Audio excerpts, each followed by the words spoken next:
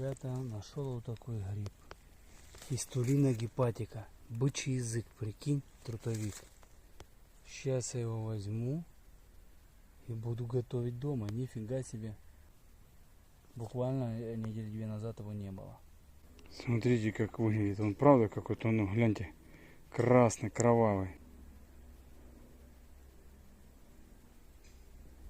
Смотрите, вообще.